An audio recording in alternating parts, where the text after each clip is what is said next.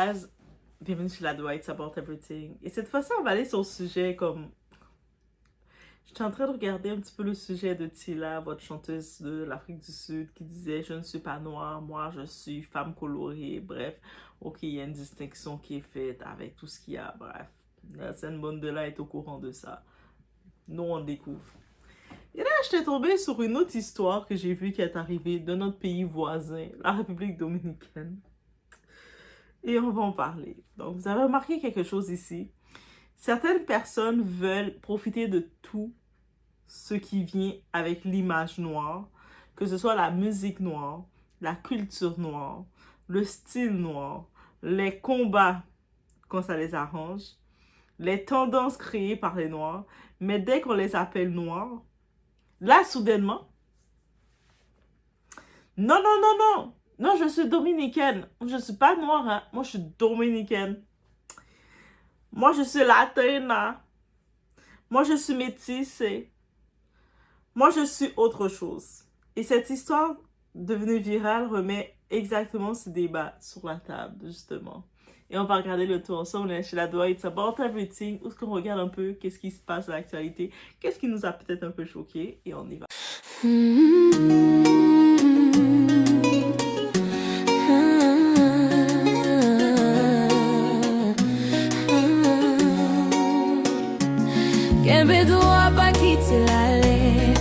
Actuellement, l'affaire qui fait parler, une femme dominicaine a poursuivi son employeur après avoir été décrite comme une femme noire dans un contexte professionnel. Rien que ça. Selon elle, cette description était offensante et inexacte. Elle affirme que son identité dominicaine est différente d'une identité noire. Donc, au moins, au-delà de dominicaine, donne-nous ton identité, donne-nous comment on doit te décrire. Et forcément, Internet s'est enflammé. Parce que beaucoup de gens regardent cette femme en se disant mais visuellement, dans la société actuelle, elle serait perçue comme une noire. Pas dominicaine, pas ethniquement complexe, pas afro-latina avec héritage multiculturel. Noire. Et c'est là que le vrai débat commence. C'est quand je vous ai dit que nous, du côté des Caraïbes, on a aussi des complexes, des complications là. C'est compliqué de notre côté. Et on en parle ensemble parce que c'est une réalité. Il faut arrêter l'hypocrisie. Quand certaines personnes veulent entrer dans des conversations sur la discrimination, le colorisme ou les luttes sociales, elles veulent être incluses dans l'expérience noire. Mais quand il s'agit d'assumer le mot noir publiquement, elles prennent leur distance. Et ça, beaucoup de Noirs commencent à le remarquer. On le remarque. 2026, on le remarque et là, on expose. Parce qu'on ne peut pas avoir une relation à la carte avec la noirceur. Tu ne peux pas dire « je ne suis pas noire », mais ensuite réclamer une place dès qu'il y a une opportunité, une visibilité ou un avantage culturel. Dès qu'il y a une possibilité, un poste qui s'ouvre pour offrir à la minorité visible, toi, tu es là. Mais moi. Et quand on te dit de te décrire, non, pas moi. Bro. Et soyons honnêtes, ce débat existe depuis longtemps, guys. Dans certaines communautés latino-caribéennes, en particulier dans notre pays voisin, en République dominicaine, l'histoire de la colonisation, du colorisme et du rejet de l'héritage africain est extrêmement profonde. C'est même plus question de l'Afrique, c'est une autre profondeur, guys. Beaucoup de gens préfèrent dire indio, morena, latina, cafechita, tout sauf noir. Ils m'ont donné tous les noms qu'il faut. Pourquoi? Parce que dans beaucoup de sociétés, être associé à la noirceur a longtemps été vu comme inférieur. Voilà la conversation que beaucoup refusent d'avoir aujourd'hui jusqu'à maintenant. Et on l'a. La société voit ce qu'elle voit, guys. Et c'est là que certaines personnes vont être fâchées. Mais le monde extérieur ne fait pas un test ADN ouvert avant de te percevoir. On va pas commencer à faire ADN. Ah non, toi tu es ça, toi tu es ça. On te regarde de ce qu'on voit, on dit ce que tu es. Dans la rue, à l'école, que ce soit au travail ou dans un magasin. Les gens vont te catégoriser selon ce qu'ils voient maintenant là de quoi tu as l'air. C'est la réalité sociale. Une personne peut être dominicaine, peut être haïtienne, peut être italienne, peut être allemande ou même peut-être une martienne, qui sait. Si elle présente des traits associés à ce qu'ils connaissent, à ce qu'ils identifient, beaucoup de gens vont la percevoir comme noire. Donc, ils te regardent, c'est une femme noire. Est-ce que maintenant ils vont faire le trait de dire non, Doa est pas noire, Doa est haïtienne. Non, Doa est pas noire, elle est martiniquaise. Non, elle est pas noire, elle est de la Guinée. Ils vont pas faire tous ces liens-là. Ils te regardent, on est tous dans le même panier. On est noir, on est noir. Donc déjà du côté qu'on soit Caraïbe, qu'on soit Afro-Latina, qu'on soit Afro-Américain, qu'on soit de l'Afrique directe, qu'on soit même asiatique. Même quand tu es métissé asiatique, tu vois, ton côté noir va ressortir. On va te dire t'es noir. En Asie, ils vont dire c'est un petit noir. Mais non, je suis asiatique, moi je suis né là-bas, mais là, t'es noir. Aussi simple que ça. C'est ça notre poids qu'on a pour certains. Et ça, c'est simple. C'est exactement ce que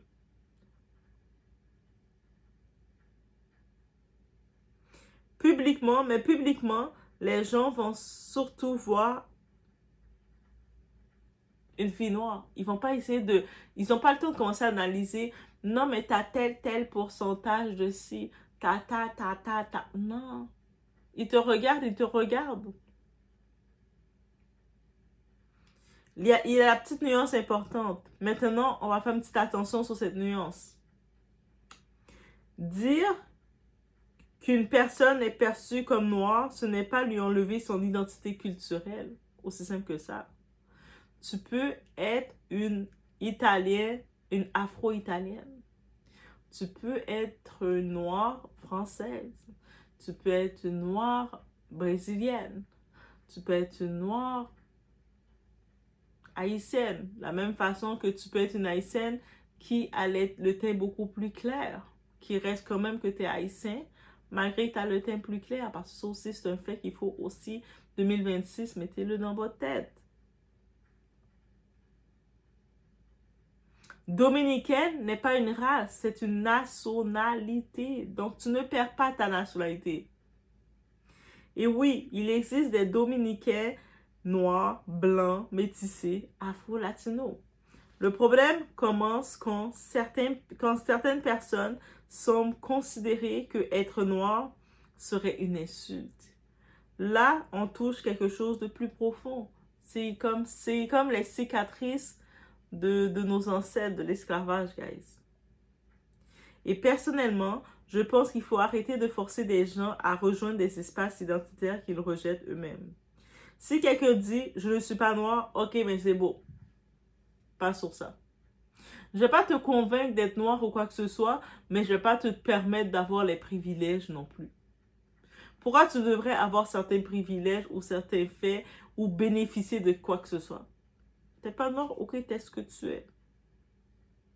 De la même façon que, mettons, Tila dit, moi, je suis pas noire, guys. Ok, c'est correct. Mais pourquoi tu devrais avoir les privilèges d'être protégé, d'avoir l'attention de la communauté noire? Pourquoi on devrait te le donner à toi? Pourquoi on devrait sentir qu'on doit te protéger? Tu ne fais pas partie de nous. Donc, tu ne vas pas bénéficier de nous quand ça t'arrange. Tu ne nous sers à rien. Tu n'as aucun message à nous passer. Tu n'es pas avec nous. Et c'est très bien comme ça. Alors qu'on respecte ça complètement. Mais dans ce cas, ne venez pas parler au nom des Noirs. Comme dire, oh, on vit de la discrimination, on vit ça, on vit ça. Toi, tu vis ce que tu vis dans ton monde à toi. Mais pas le on pour qu'on soit sensibilisé à ta cause. Ne venez pas monopoliser les discussions sur l'anti-noirceur. Ne venez pas réclamer les bénéfices culturels quand ça vous arrange. Quand il y a certains bénéfices, ils font, vous savez, dans les compagnies, ils font toujours un quota. Venez pas essayer de vous infiltrer dans le quota. Vous ne faites pas partie de ce cercle-là. Pourquoi vous devez en bénéficier? Et ne venez pas utiliser l'image noire seulement quand elle devient tendance. Ah, tout d'un coup, c'est tendance des coiffures naturelles. Ah ben, j'en profite, t'en profites. Non, reste dans ton mode à toi. Parce qu'on ne peut pas vouloir la culture sans vouloir l'identité. La culture vient avec l'identité. Et soyons honnêtes, nous, Haïtiens, vivons de l'autre côté de l'île d'Hispaniola. Ce discours-là, on le connaît déjà, on n'est pas surpris. Depuis des générations, il existe une énorme crise identitaire en République dominicaine autour de la question noire. Et certains historiens expliquent même que cette obsession à se distinguer de la noirceur ne peut pas être séparée du fait qu'ils partagent l'île avec Haïti. Pour eux autres d'être dominicains, ils auraient dû être dans l'île avec un pays comme l'Argentine où ce qu'ils ont fait la grosse rasa pour retirer toutes les afro-argentins.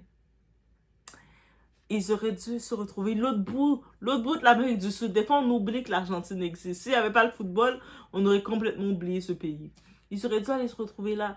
Là, maintenant, pour eux autres, la République dominicaine, les pauvres, ils se retrouvent avec Haïti qui leur histoire, c'est on est le premier peuple noir à s'être battu pour notre indépendance. Donc nous, on est en train de revendiquer notre noirceur. Et puis de l'autre côté, les autres sont en train de cracher dessus. Et puis ils se retrouvent avec nous là. C'est pas gentil pour eux. Donc, je comprends que notre histoire les impose aussi une histoire. Parce que là, maintenant, qu'on est en train de revendiquer notre histoire, ouais, black, nous sommes le premier peuple noir, avoir une indépendance. Et puis eux autres, ils disent, on n'est pas noir, on est dominicain. Mais c'est compliqué pour eux. Ils nous regardent, c'est pour ça qu'ils sont fâchés contre nous, parce qu'on gâche leur identité. Leur identité, c'est comment ils s'identifient. Nous, on vient tout gâcher. Parce que nous, on se dit, ben, vous êtes dans la même île, techniquement, vous êtes les mêmes. Pourquoi eux autres, une partie, ils se disent black, black. L'autre, vous dites, vous n'êtes pas black. C'est quoi qui s'est passé dans cette île? Ah, beaucoup de choses. T'imagines de te retrouver avec le premier peuple noir au monde à avoir arraché son indépendance par une révolution d'esclaves. On donne à la République dominicaine un travail encore plus à faire sur eux-mêmes. C'est tellement énorme que c'est eux autres, ils n'arrivent pas à le faire. Ça crée une pression historique, culturelle et identitaire énorme. C'est pour ça que quand je vois encore que beaucoup ont le complexe de se dire je suis pas noir, je suis dominicain, je le comprends parce qu'ils sont encore en crise identitaire de savoir qui je suis. Parce qu'ils ont leur histoire, ils ont leur identité, mais nous, notre histoire est mondiale. C'est pas, notre identité est aussi mondiale parce que c'est pas juste notre indépendance qu'on a faite. On est allé conquérir ailleurs. Donc, ça dérange leur identité de se découvrir eux-mêmes. On a pris trop de place. Parce qu'au fil du temps, dans certaines sphères dominicaines, être associé à Haïti, c'était automatiquement être associé à... Il l'associait à la pauvreté, la noirceur. Dès qu'ils entendaient Haïti, il l'associait à l'Afrique. Parce nous, dans notre histoire, on ne rejette pas l'Afrique. Et au bas de l'échelle sociale. Donc, beaucoup ont développé une identité construite sur « nous ne sommes pas eux, nous.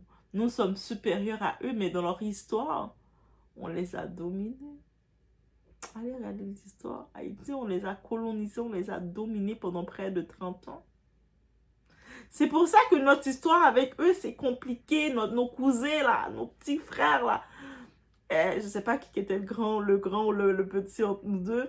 Mais, Quand on a fini de faire notre indépendance, on gérait l'île. C'est nous qui les avons amenés à leur indépendance avec l'Espagne aussi. On les a dominés. On était les petits dominateurs. C'est pour ça quand ils nous regardent, ils ont des traumas face à nous encore. Donc, beaucoup ont développé une identité construite sur « nous ne sommes pas eux ». Et c'est là qu'on voit apparaître les termes, tous ces termes-là, indo, latino, métis, hispanique, tout pour essayer de se sortir de nous. Alors que nous, on est de l'autre côté, on continue de persister. Nous sommes d'Afrique, nous sommes non, eux autres, ils essaient de se démarquer face au peuple de latino en partageant, en essayant de présenter leur identité. Et nous, on est là en train de dire non, nous sommes de l'Afrique. On les dérange encore dans leur quête de l'identité. C'est pour ça que c'est beaucoup plus profond. Ils sont en train de s'identifier dans leur identité. Ils ont décidé de choisir leur identité et c'est leur choix, tout sauf noir. Et le plus ironique dans tout ça, c'est que génétiquement, culturellement et physiquement, une énorme partie de la population dominicaine possède des racines africaines très visibles. Comment vous pouvez dire on est dans la même île, tout d'un coup, dans une partie de l'île, le côté d'Haïti, c'est juste des Noirs, l'autre côté, c'est juste des Blancs? Non. Le mélange est fait dans toute l'île. C'est juste ça a été divisé à cause des colons. Dans toute l'île, on était le même peuple. Maintenant, ça dépend le marketing, comment ça a été présenté. Chacun l'a décidé de notre identité.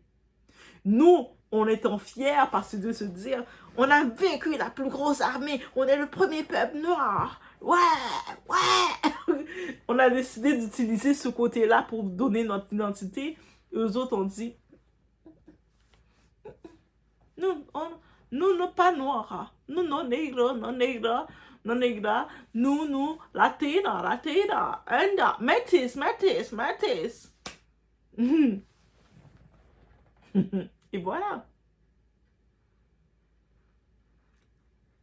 Mais dans beaucoup de mentalités héritées de l'époque coloniale, plus tu t'éloignes du mot noir, plus tu crois te rapprocher d'un certain statut social. Et c'est ça leur ancrage aussi. Et ça, c'est une conversation que beaucoup évitent parce qu'elle dérange. On peut comprendre l'origine historique du malaise, sans pour autant faire semblant de ne pas voir ce qui saute aux yeux.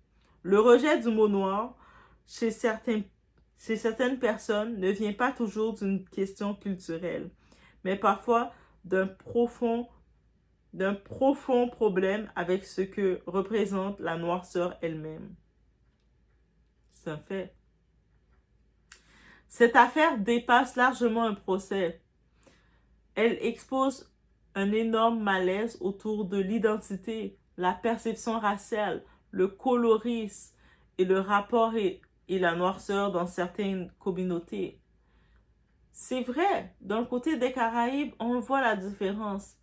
Même dans le côté de l'Afrique, on le voit aussi, le côté est très présent. Certains hommes vont même le dire. J'avais vu un post passer aujourd'hui. Un homme qui disait qu'il avait reçu un conseil de son père ou de je sais pas trop qui, un de ses tontons, qui lui disait « Fils, si tu veux réussir dans ta vie, rapproche-toi de la femme blanche ou la femme la plus claire possible. C'est là que tu vas briller, tu vas briller dans la société. » Mais c'est comme ça. Beaucoup d'hommes, on va les voir même dans le côté de l'Afrique, dans le côté des hommes des big boss. À leur côté, on voit la femme soit très blanche ou la femme soit très claire ou soit très métissée ou soit qui se rapproche de l'enfant du colon. On va même qualifier la beauté, plus la femme t'est claire, plus t'es claire, même des fois dans le côté de l'influence. Plus t'es claire, plus tu vas avoir des partenariats. En tant que femme noire, dans l'influence, plus t'es claire, plus tu vas avoir des visibilités. Et tu vas être considéré d'une autre façon. Tu verrais Doa, avec le contenu que j'ai, Doa en mode métissé, ne passe pas de la même façon que Doa en mode antillaise comme ça, brune. plus tu es clair, plus tu te rapproches du colon, plus même les gens noirs, dans leur tête, ils vont t'identifier, ils vont t'associer quelque chose d'autre. Que tu aurais plus de permission. Et donc, quand tu regardes cette façon qui est ancrée chez nous tous, pas que chez les Dominicains, nos cousins, chez nous tous, on peut pas les blâmer maintenant, que ce soit République Dominicaine, nos Dominicains, nos cousins, que ce soit même l'Afrique du Sud. On sait que l'Afrique du Sud, c'est pas seulement question de couleur aux autres qui défendent. Eux autres, c'est que il y a eu trop d'étrangers chez eux, et puis maintenant, ils se retrouvent dans une situation que, entre eux, il n'y a pas assez d'emplois, ils ont perdu l'accès à beaucoup de services. Et là, le peuple se révolte, ils veulent faire un ménage chez eux. Il y a un peu ça. Ils veulent plus les étrangers qui prennent leur place. En Occident, avec les lois, ils le font, mais de façon plus ordonnée, plus propre. Mais quand ils amènent des nouvelles lois, c'est quoi vous pensez? Quand vous voyez aux États-Unis, les politiques de ICE, Trump, là, il commence à déporter le monde. Tellement qu'il est rendu qu'il veut déporter le monde, Trump, il prend les gens, il les envoie même plus dans leur pays d'origine parce qu'ils veulent pas qu'ils reviennent. Il les envoie jusqu'au Congo. Ça, c'était beautiful, ça. Toi, tu imagines que tu déportes quelqu'un, tu dis, je vais pas t'envoyer dans ton pays, au Colombie, parce que Colombie, États-Unis, c'est trop proche. C'est encore en Amérique. Tu as encore accès de revenir dans mon pays me déranger. Toi, je vais t'envoyer jusqu'à l'autre bout du monde. Et bonne chance pour toi de revenir. Et puis le président du Congo, il pense vraiment que les Américains, ils vont vraiment payer pour ces gens qui se sont débarrassés. Ça, c'est mal connaître les Américains. Les Américains se sont débarrassés d'eux. Ils ont dit, ouf,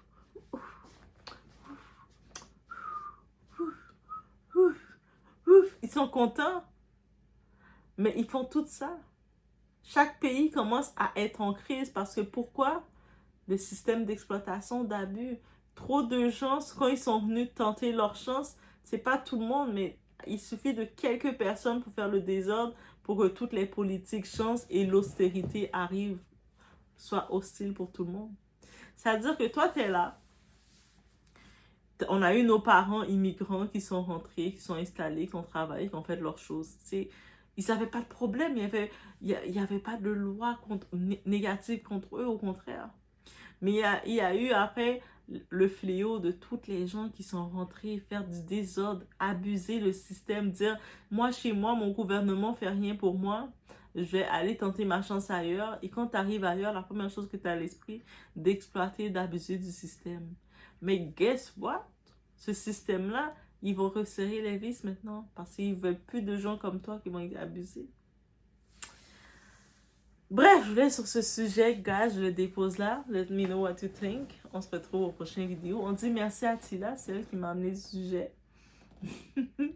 Merci Tila. On se retrouve aux prochaines vidéos, guys.